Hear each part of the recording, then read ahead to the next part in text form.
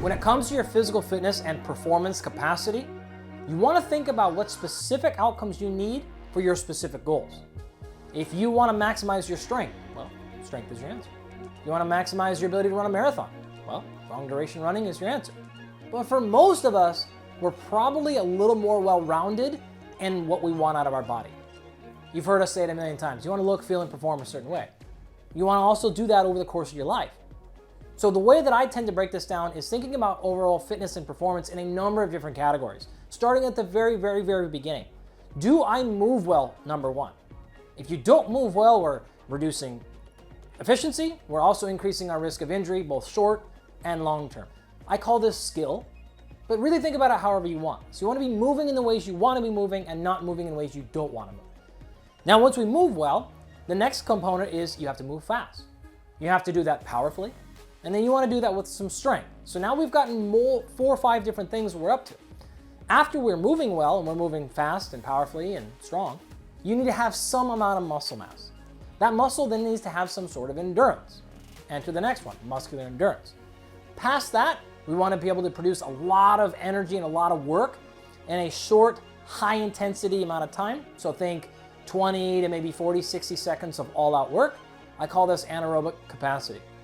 Outside of that, we want to be able to sustain that for a long time. Think about the 1 mile run, something like what you did in high school, maybe for a physical fitness test. This is maximal aerobic capacity, or VO2 max. Tends to be more of like 8 to 12 minutes of almost as hard as we possibly can, and certainly as hard as we can by the end, but we're really now asking our body to do a different thing than we did with our anaerobic endurance. That's why we call this aerobic endurance. Outside of that, it's more like the marathon, which is, can I sustain work at a moderate or low intensity for a long period of time?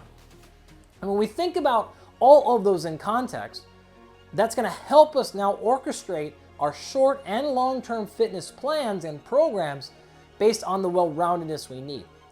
If we're paying attention to all this, we realize, okay, if I want to move well for a long time, I need to have the skill to move well. I got to be able to move fast when I want to move fast. Say I'm playing pickleball or engaging in surfing or skiing and I got to react really quickly. Or I just want to make sure I can stop myself from a fall later in life. Great. That requires movement skill, movement speed, precision, and power. I've also got to have the strength to catch myself from that fall or absorb that corner and that turn, to hold that position, to not fall, brace myself, etc., etc. We've already rolled the first 5 or 6 different characteristics of fitness into one with this one example. Outside of that, at some point, if I don't have enough muscle mass, I start to inhibit my ability to even be strong or powerful. There's a number of other health problems that go along with insufficient muscle, and so lots of reasons why we want to have enough muscle mass on board. As I said earlier, you've got to have that muscle have the ability to repeat that performance. Rarely in life are we going to be able to do something once or twice, and that's sufficient.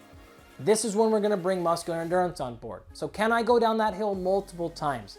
Can I hold that jar? Can I carry those groceries for more than just 1 or 2 steps? Do I have the muscular endurance to maintain proper posture and standing for many minutes or hours? Once we get into our anaerobic endurance, it is really about, can my body facilitate large amounts of work and recovery? So if I have to do a burst, whether it's intentional or not, and I get a ton of waste products and high fatigue, can my system handle that and not be really damaging my recovery capacity with that? In other words, I'm not floored for 5 minutes or 20 minutes or days afterwards because I did something at a really high cardiovascular and overall intensity. From there, look at the research on the importance of cardiovascular fitness or VO2 max in sport performance, longevity. You pick your poison. It is beyond reproach how important that is to staying alive a long time and to living well. And then finally, the one that a lot of people overlook, and that is just your ability to produce low intensity, sustained work for long periods of time. Again, can you stand while working? Can you move throughout space? Can your body produce enough energy to keep you alive while you're engaging in everything you have to have your high-performing, high-successful life, and it's not extremely taxing to your system? So overall, I think that represents the best way to think about fitness, and all those factors should be in your brain at some level when you're designing and executing your training programs.